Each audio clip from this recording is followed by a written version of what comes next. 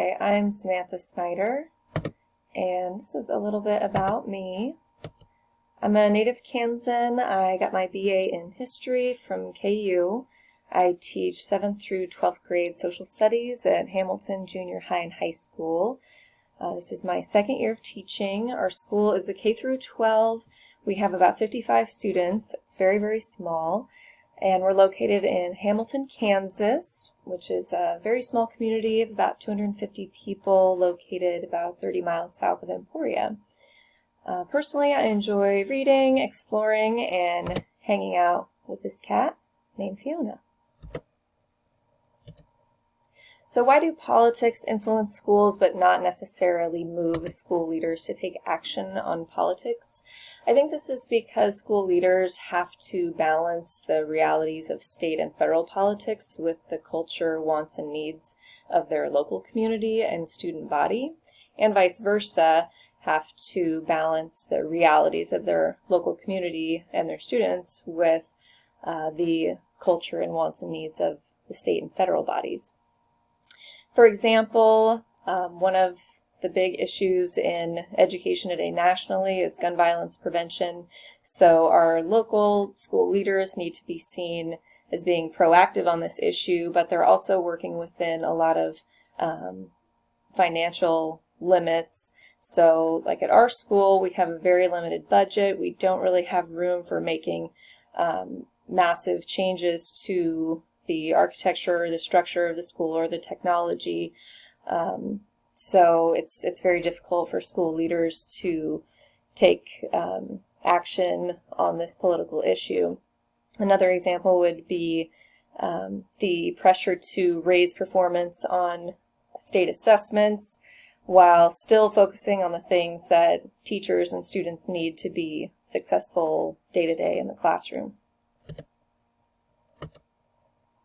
So why did standards focused on outcomes seemingly split the work and skills of a profession from the knowledge and wisdom of that profession?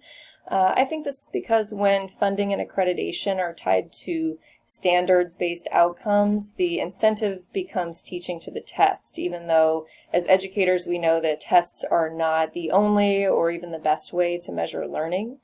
Our knowledge and our wisdom tells us to teach in ways that inspire curiosity and creativity, empathy, honesty, and other important skills that are simply never measured by standardized tests. Why must political leaders become activists on behalf of students and families? I think that they need to do this because they are in the best position to be advocates, because they know the students and the families. They understand their needs and their challenges better than the state and the federal government.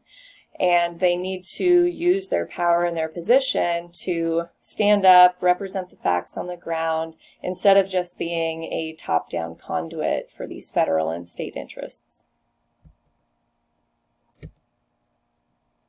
Why do politics surrounding educational policies provide the strongest connection between what school leaders feel and do and their ability to strategically think about how to handle it all?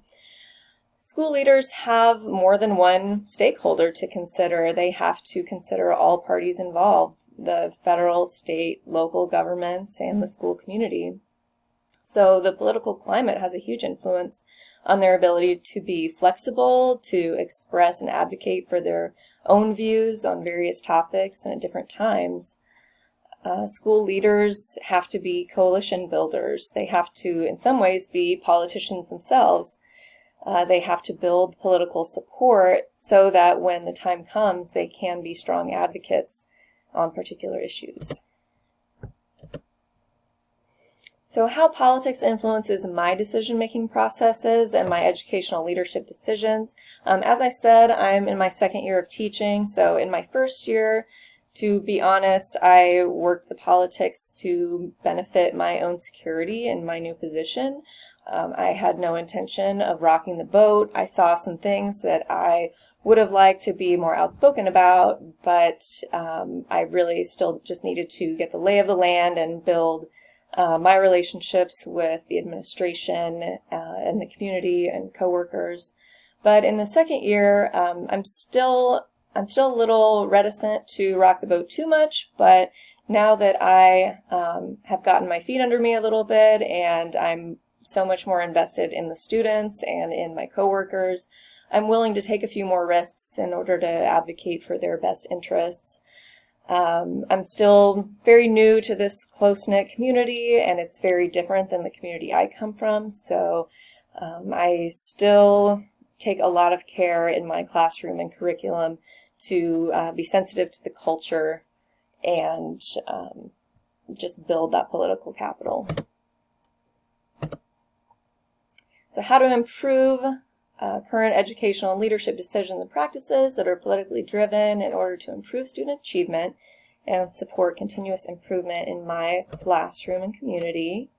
So my plan is to continue to study and employ best practices for good communication, to be more courageous and stay open-minded, try to stay within that chain of command, but to put myself out there more in terms of standing up on some of these political issues.